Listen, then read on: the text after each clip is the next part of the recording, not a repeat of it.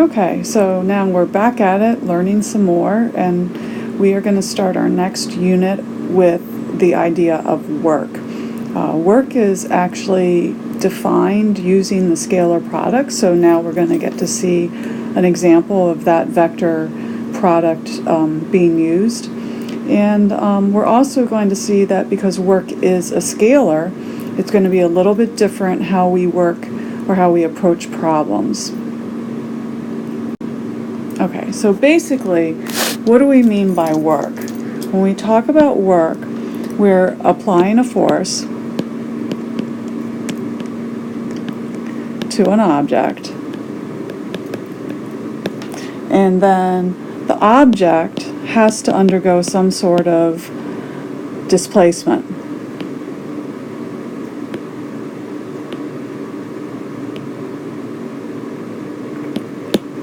And so that's the very basic idea of work. Then we can say that work is done.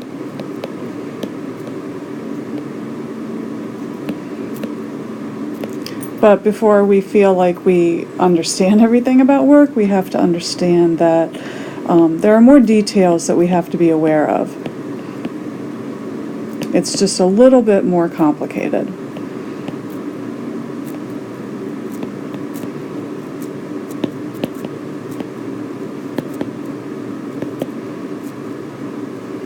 All right, so let's get into it. Well, one of the things that I would like to point out is when work is the type of word that we probably use in our day-to-day language, but how we use it in our day-to-day language is different than how we define it in physics. So, for instance, if you were pushing against the wall for a long time, you probably would be tired if you were actually really trying to do something. And so you might feel like, wow, I did a lot of work trying to push that wall down, because at the end of the time that you were doing it, you would feel tired. But when we define work in physics, this person hasn't done any work because the wall didn't move. There had to be a displacement. So let's sort of draw out an example of a situation where we'd have work. So here's an object, and let's suppose that the object then it moves from this location to that, so that's our displacement. And the reason that it did that is because I applied a force to it. Okay, now when I look at that force is at an angle to the horizontal, and I'm going to call that angle phi. Now, that force actually could be broken down into two components. If I did this, I'd have this component of the force and this component of the force. Now, if you think about it, when I look at these two components, I realize that the y component of this force does absolutely nothing to move the block from left to right. So I don't really want to include that in my calculation of force. It's only the x component of force that would actually contribute to the motion of the block from left to right. And so that's one of the details that we have to worry about. We already talked about one detail. There has to be a displacement. The other one is that the work is only done by the component of the force parallel to the displacement. If there is any force that's perpendicular to the displacement, or even a component of force perpendicular to it, that doesn't do any work. So, putting this together, the way that we define work is that it's the product of the force, and that's just the magnitude, times the displacement, the magnitude of the displacement, then times of the cosine of the angle between those two.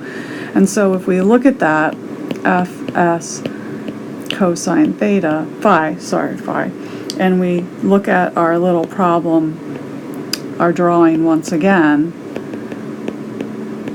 keep in mind that in this one, Fx was written as F cosine phi. So you could actually think of that as S times the component of the force that's parallel to the displacement. And so sometimes it makes more sense to think of it like that. So when we talk about work in this definition, think about the fact that the value of phi determines the sign of the work.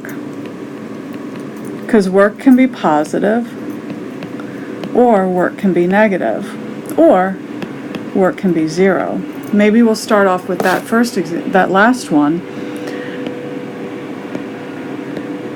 When would the work be equal to zero? Well, assuming that our force and our displacement aren't zero, it would have to be when the cosine of phi was zero, which would be when that angle is a 90-degree angle, which makes perfect sense. If the displacement and the force are at right angles to each other, there isn't a component of the force parallel to the displacement, so there couldn't be any force doing any work. So for example, if I have this block and it moves from left to right, gravity doesn't do any work in moving the block from left to right in this direction because it's at a 90-degree angle to it. We could also say that work is going to be positive if the cosine of phi is bigger than 0 or less than or equal to 1. And that would correspond to values of phi being greater than or equal to 0 but less than 90. So any type of angle between force and displacement that is an acute angle is going to give you positive work. And that's simply because the component of the force would be in the direction of the displacement. If you have work is negative, this is going to happen when your angle is greater than 90 degrees but less than or equal to 180. So if you have a situation sort of like this where you have displacement in this direction but your force looks something like this, this force is actually going to be working against the displacement, which gives you the negative work. So far in these examples, our force is a constant value, and we found that the way we can express the work or calculate the work done is the product of the force, the displacement, and the cosine of the angle between the two. This might look familiar because it's actually how we define a dot product. So you might remember just vaguely from when we looked at Chapter 1 and we were learning about vectors, there were two operations that we could do with vectors, and one of which was a dot product. Another name for this is a scalar product. That means the result of this operation is a scalar. That means work is a scalar. It doesn't have any direction. So this is our first example of how we could use the dot product or the scalar product to calculate something in physics. So remember, we talked about how we could calculate the dot product or the scalar product when I had vectors given in unit vector form. So let's just think of an example.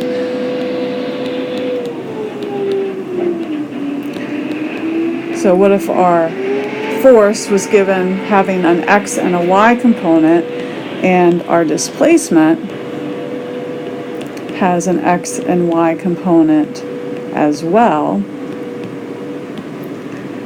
Our work, which is the product of the two, the dot product, remember what we do is we multiply like terms. So we have 3 times minus 2 plus 5 times 2. It's minus 6 plus 10. So our work is 4.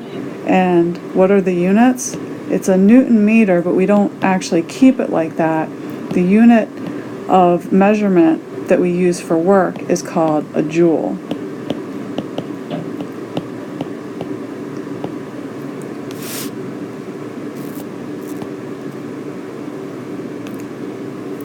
Now, so far, we've done examples where the force is constant, but sometimes the force depends on the position. So here, this graph is trying to illustrate that as our x value changes, so does our force. So the force is definitely not constant. So if you're thinking of this definition of work, this isn't really going to work for us because we don't have a single value to put in for F. Now we can use a little trick of what if we divided this into little intervals and just assume that for a certain displacement the force was constant. Then the total work could be the summation of those different forces times their delta x. And summing them all up would give us the total work. But we have to make these really small to have good accuracy.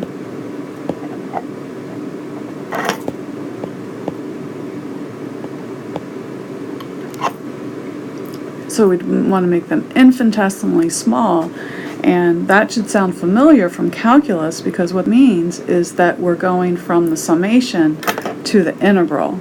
So a way that we find the work done when we have a force that changes is we take the integral of the force times dx. Keep in mind as well what that means mathematically. If I have a graph of force versus position and I want to take the integral from some initial value to some final value, what we're actually calculating is this is the area under the curve.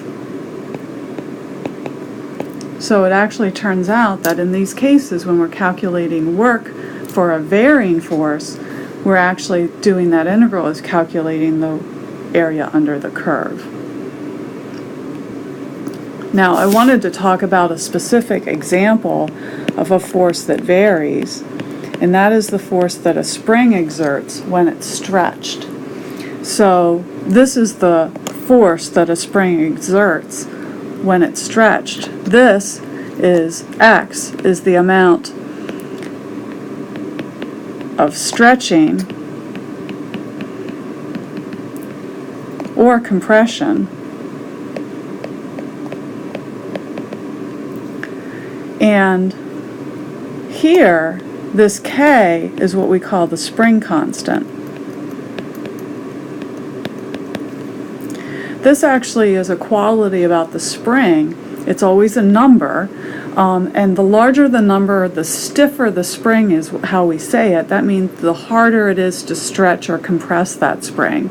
A lower value of K means that the spring is very easily stretched. Finally, this negative sign means that the force that the spring is exerting is what we call a restoring force, because basically it's saying the force is in the opposite direction of the stretch or compression.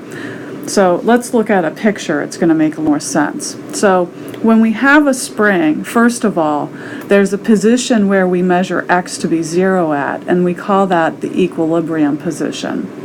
Everything is measured relative to that point. If we stretch the spring like we have here, X here is positive, and notice that in this case the spring, the force the spring exerts is to the left. That's because it's trying to bring it back to equilibrium. That's why we call it a restoring force. Similarly, we see that when the spring is compressed and the x is negative, the force is to the right, once again trying to bring it back to its equilibrium position. And so that's why we say this is equal to minus kx. The minus sign is because it's restoring.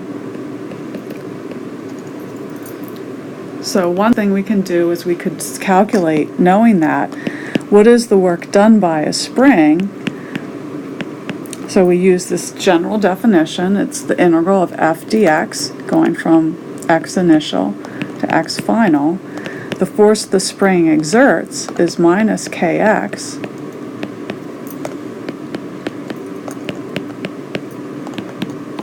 And so we have to do the integral.